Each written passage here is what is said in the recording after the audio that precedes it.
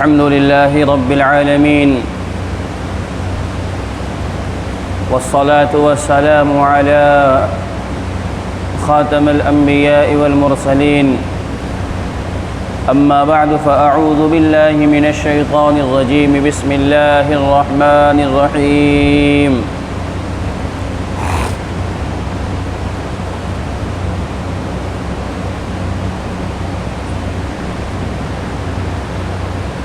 وَلِلَّهِ عَلَى النَّاسِ حِجُّ الْبَيْتِ مَنِ اسْتَطَاعَ إِلَيْهِ سَبِيلًا وقال النبي صلى الله تعالى عليه وسلم بني الإسلام على 5: شهادة أن لا إله إلا الله وأشهد أن محمدًا عبده ورسوله وإقامة الصلاة وإيتاء الزكاة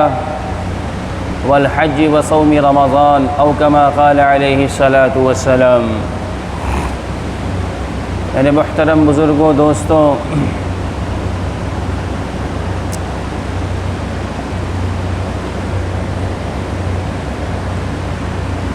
دین اسلام کی بنیاد 5 چیزوں کے اوپر ہے،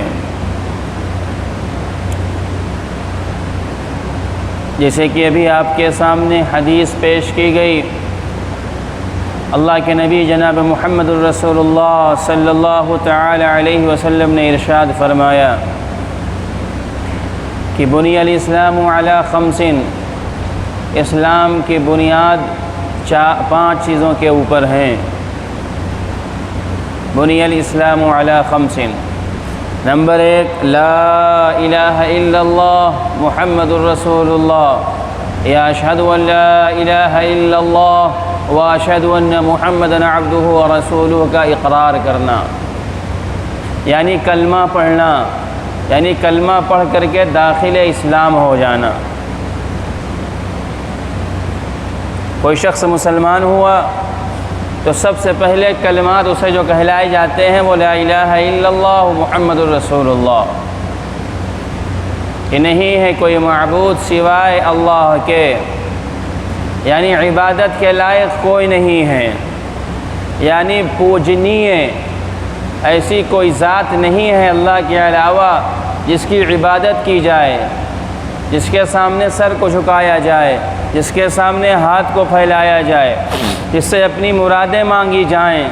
جن سے دعائیں کی جائیں، جن کے سامنے اپنی حاجات و ضروریات کو پیش کیا جائے، وہ اللہ ہی ہے، اللہ کے علاوہ کوئی نہیں ہے۔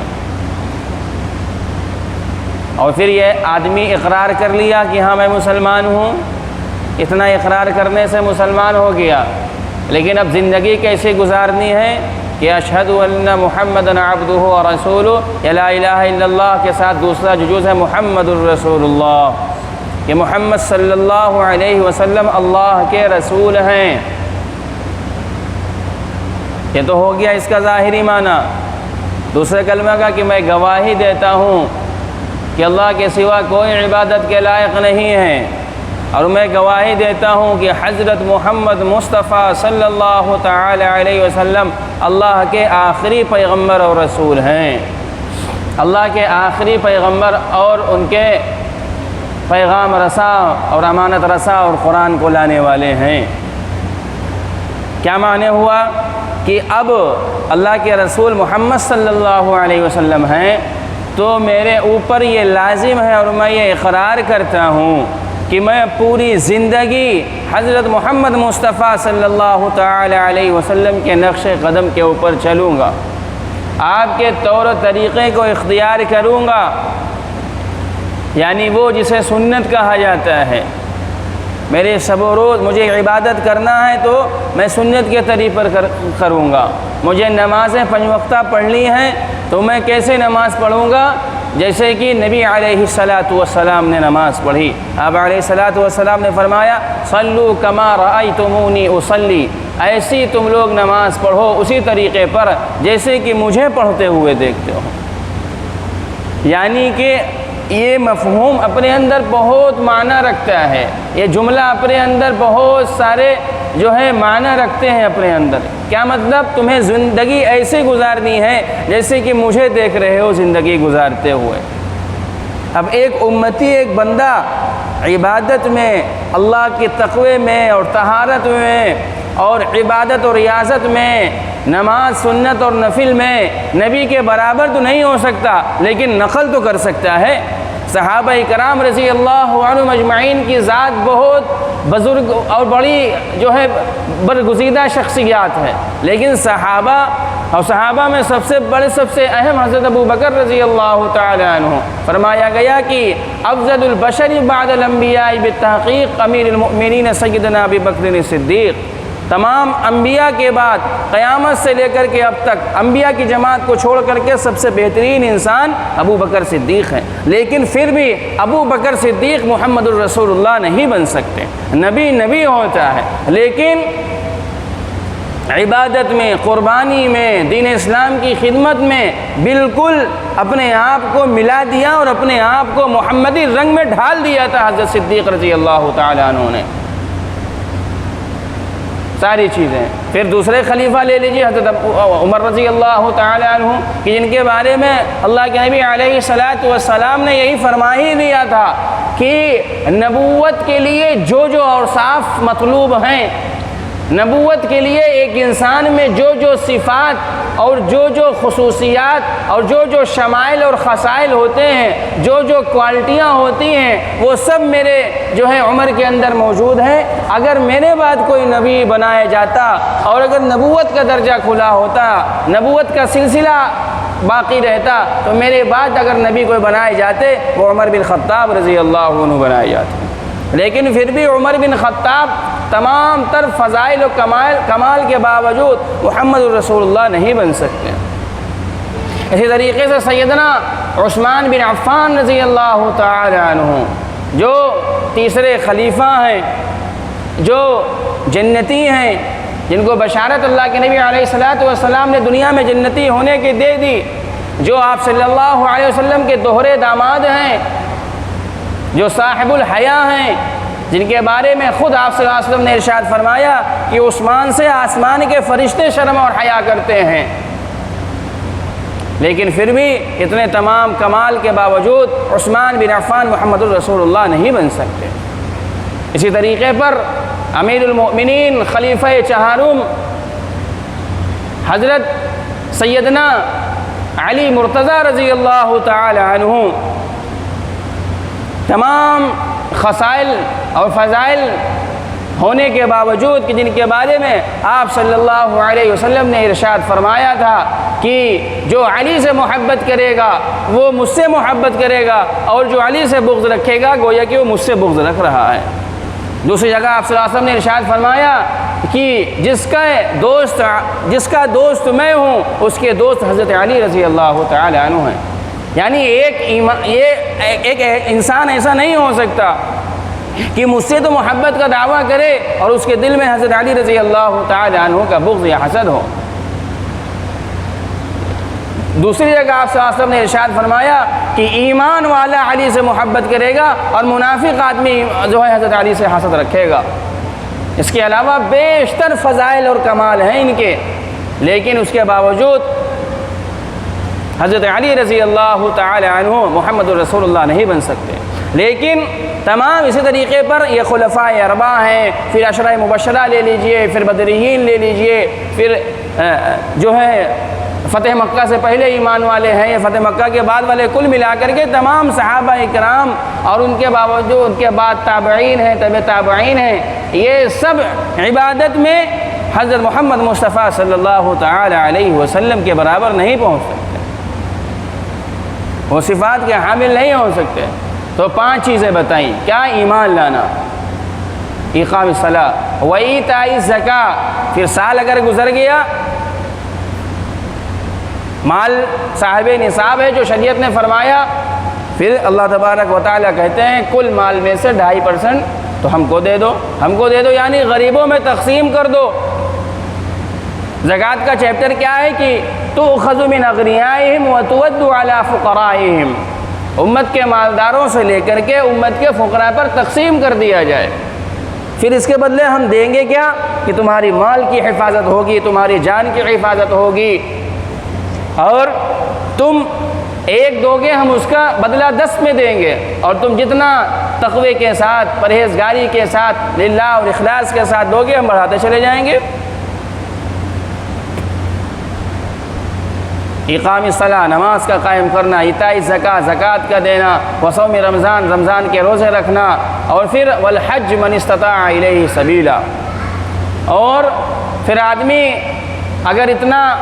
مالک ہے مال کا کہ آنے جانے کا خرچہ ہے اس کے پاس، اور جتنے دن حج میں جائے گا، رہے گا اور واپس آئے گا، اتنے دن تک اس کے گھر والوں کے پاس کھانے پینے کا خرچہ ہے، تو پھر حج ایسے انسان کے اوپر جو ہے فرض ہے۔ میں حج کی فرضیت کے لیے چاروں چیزیں 5 اس وقت بتانے کا مقصد یہ ہے کہ اللہ کی بڑی اہم عبادت فریضہ حج ہے، اللہ کی بڑی خوشنودی حاصل کرنے والی عبادت فریضہ حج ہے، جس کی طرف ہم اور آج کے لوگ بہت کوتاہیاں اور بڑی جو ہے کمی کرتے ہیں، بہت زیادہ۔ مال ہے ان کے پاس، دنیاوی چیزوں کے اندر، نام و نمود کے اندر پیسے تو خرچ ہو جائیں گے، لیکن اللہ کے راستے کے لیے اگر شریعت کا تقاضا ہے تو اس کے لیے آدمی حج نہیں کرنے جائے گا۔ اللہ کے نبی علیہ الصلوۃ والسلام نے ارشاد فرمایا کہ جو شخص حج کرنے جائے اور اللہ کے لیے کرنے جائے، اس کے اندر کوئی رفث اور فسوق یعنی کوئی گناہ کا کام نہ کرے، کوئی بےہودگی والا کام نہ کرے، تو حج کر کے ایسے لوٹتا ہے اور گناہوں سے ایسے پاک اور صاف ہو جاتا ہے کہ جیسے اس کی ماں نے آج اسے پیدا کیا ہو۔ یعنی ایک بچہ جو پیدا ہوتا ہے، نو مولود بچہ جو پیدا ہوتا ہے، اس کے اوپر کوئی گناہ نہیں ہوتا۔ اسی طریقے پر ایک حاجی جو واپس آتا ہے وہ اس کے اوپر اسی طریقے پر صاف ستھرا ہو کر کے آتا ہے۔ دوسرے حدیث میں ارشاد فرمایا گیا کہ جو اس بات کی طاقت رکھتا ہو کہ کثرت سے عمرہ کرے اور حج کرے، اس کو چاہیے کہ وہ کرے، کیونکہ اس کے بدلے میں اللہ تبارک و تعالی رزق میں اضافہ فرماتے ہیں، گناہوں کو جھاڑتے ہیں، ختم کرتے ہیں گناہوں کو، تقرب الی اللہ حاصل ہوتا ہے، اللہ کی خوشنودی حاصل ہوتی ہے، محمد رسول اللہ صلی اللہ علیہ وسلم کی رضا حاصل ہوتی ہے۔ انسان اللہ کے گھر میں دیوانہ وار حاضر ہوتا ہے، اللہ کی قدرت دیکھتا ہے، تمام کائنات انسان کا وہاں پر اجتماع دیکھتا ہے، ایک وہاں پر قدرت الہی کا مظہر ہوتا ہے، انسان اور ایک بندہ جانے والا تمام چیزوں کا مشاہدہ کرتا ہے۔ ایک دوسری حدیث میں آپ صلی اللہ علیہ وسلم نے ارشاد فرمایا کہ جس کے پاس طاقت ہے اور اتنا مال ہے کہ وہ حج کر سکتا ہے اور اس کے باوجود حج پر نہیں جاتا، کوتاہی کرتا ہے، تو آپ نے تنبیہ فرمائی کہ پھر ایسا شخص جو مرتا ہے وہ یہودی اور نصرانی ہو کر کے مرتا ہے، وہ ملت اسلام پر وفات نہیں پاتا، وہ مومن ہو کر کے نہیں بنتا، بلکہ یہودی اور نصرانی ہو کر کے مرتا ہے۔ اللہ اکبر۔ آپ صلی اللہ علیہ وسلم نے تنبیہ فرمائی۔ آج بڑی کوتاہی ہم لوگوں کی ہے کہ مال بھی ہے، سب کچھ ہے، یعنی عجیب و غریب صورتحال ہے، اتنا مال ہے کہ پریوار میں، خاندان میں، فیملی میں 7-8 لوگ ایک ساتھ، یعنی پوری فیملی عمرہ کرنے جا رہی ہے، 8-9 لاکھ 10 لاکھ روپے خرچ کر رہے ہیں، لیکن اب ظاہر سی بات ہے جس کے پاس یہ مال ہے تو صاحب مال ہے، لیکن جو فرض ہے حج کرنا، حج کے لیے نہیں جا رہے۔ پہلے کہ ہمارے اندر سے ذوق ختم ہو گیا، ہمارے اندر سے حج کا شوق ختم ہو گیا، عمرے کی تو کثرت ہو گئی، اس کے اندر بھی لوگ ڈنڈی مارتے ہیں کہ حج بعد میں دیکھا جائے گا، حج مہنگا ہو گیا، عمرہ کر آؤ پہلے۔ لیکن زندگی کا کیا ٹھکانہ کہ آدمی ارادہ کرتا ہے اور ارادہ اس کا دھرا کا دھرا رہ جاتا ہے، بعد میں دیکھیں گے، بعد میں دیکھیں گے، اگلے سال اور دوسرے سال دیکھیں گے، بعد پھر کسی کا نہیں آتا، پھر انسان چلا جاتا ہے حسرت لے کر کے، وہ مال کمانے کے چکر میں کہ جس کے مال کے چکر میں اللہ کے گھر حاضر نہیں ہو رہا، مسجد میں نہیں آ رہا، وہی مال ایک دن چھوڑ کر کے چلا جاتا ہے، اور جن کے لیے کماتا ہے اپنے آل اولاد کے لیے، وہی آل اولاد اس کو نہلا دھلا کر کے لے جاتی ہے، مٹی کے اندر ڈال دیتی ہے۔ تو میرے دوستوں، عزیزوں، اللہ نے اگر ہمیں مال دیا ہے تو اس مال سے ہم اللہ کی رضا حاصل کریں، اگر ہم کو اللہ نے مال دیا ہے تو اس مال سے ہم اللہ کے گھر کی زیارت کریں، حضرت محمد مصطفیٰ صلی اللہ تعالی علیہ وسلم کے مزار کی، آپ کی مسجد کی، آپ کے شہر کی جا کر کے زیارت کریں اور دیکھیں جا کر کے۔ بڑی کوتاہی اس طرف ہو رہی ہے کہ آدمی فریضہ حج میں کوتاہ سے کوتاہ ہوتا چلا جا رہا ہے، اور خاص طور پر ہمارے قصبے کا حال یہ، آپ کو حیرت ہوگی کہ پچھلے سال جو یہ سال گزرا ہے حج کا، نانپارے سے صرف 2 یا 3 لوگ حج کرنے گئے۔ سرکاری جو حج ہوتا ہے حج کمیٹی کی طرف سے صرف اور صرف 1 شخص گیا پورے نانپارے سے، تحصیل نانپارے سے، اور پھر 1 خاتون ہے وہ پرائیویٹ گئی۔ 2 کی تو معلومات ہے مجھے، 1 کے بارے میں مشکوک ہے، اس لیے احتیاط کے ساتھ 2 یا 3 کہہ رہا ہوں، اس کے علاوہ کوئی نہیں گیا۔ اور آج بھی پیپر کے اندر رپورٹ آیا ہے کہ خبر آئی ہے پیپر میں کہ سب سے کم تعداد اپنے یہاں یو پی کے ہے حج میں۔ تو حج یو پی کی جو حج کمیٹی ہے اور حج کمیٹی جو پورے جو ہے اپنے یہاں ملک کی ہے، آج انہوں نے اعلان کیا ہے کہ ائمہ مساجد سے اور مراکز سے اور مدرسے والوں سے اور لوگوں سے کہ ایک دوسرے سے اپیل کریں، تلقین، یعنی نوبت یہاں تک کہ آ گئی۔ پہلے یہ ہوتا تھا فارم اتنے بھرے جاتے تھے کہ قرعہ اندازی ہوتی تھی، پرچی نکالی جاتی تھی کہ نکلے کہ نہ نکلے۔ آج حال یہ ہو گیا ہے کہ ریشو گھٹتے جا رہا ہے، گھٹنے سے گھٹتے چلا جا رہا ہے، جو تعداد اور جو کوٹا دیا جا رہا ہے حج کرنے کا فارم اتنا بھی پورا نہیں ہو رہا۔ عمرہ کرنے لوگ جا رہے ہیں، 2 3 لوگ جا رہے ہیں، بھائی 2 لوگ 3 لوگ چلے گئے، ظاہر سی بات ہے حج کے برابر کا خرچہ ہو گیا۔ کیا لوگوں کے پاس مال نہیں ہے؟ ہاں بالکل ہے، مسلمانوں کے پاس مال دیکھ رہا ہوں، مسلمانوں کی شادی دیکھیے ماشاءاللہ بالکل ایک دم راجوں والی شادی ہوتی ہے۔ دنیاوی کاموں کے اندر دیکھ لیجئے، بہترین انسان جو ہے خرچہ کرتا ہے پیسہ۔ لیکن ایک یہ کمی ہے میرے عزیزوں، نوجوانوں، جو لوگ یہاں بیٹھے ہیں، اگر اللہ نے آپ کو مال دیا ہے تو آپ حج کا فارم بھریے اور حج کے لیے جائیے۔ آپ کے والدین ہیں یا آپ کے آس پڑوس کے لوگ ہیں، ایک پیغام ہے، آپ بھی سنیے اور اسے لے کر کے جائیے پڑوس میں، محلے میں، اپنے جو ہے احباب کے اندر، اپنے گروپ میں، فرینڈ سرکل میں یہ بات چلائیے کہ حج کے فارم بھرے جائیں۔ ڈیٹ ایک آئی تھی حج کی، بڑھا دی گئی، اب شاید یہ جو چل رہی ہے 31 جولائی تک لاسٹ ڈیٹ ہے، اب شاید بڑھے یا نہ بڑھے پتہ نہیں۔ تو ایک بڑا فریضہ ہے جو جس کی طرف سے کوتاہی ہم لوگوں کے اندر ہو رہی ہے۔ اللہ تبارک و تعالی ہمیں اس طرف توجہ دینے کی توفیق عطا فرمائے اور کہنے سننے سے زیادہ ہمیں خوب عمل کی توفیق عطا فرمائے۔ وآخر دعوانا الحمدللہ رب العالمین۔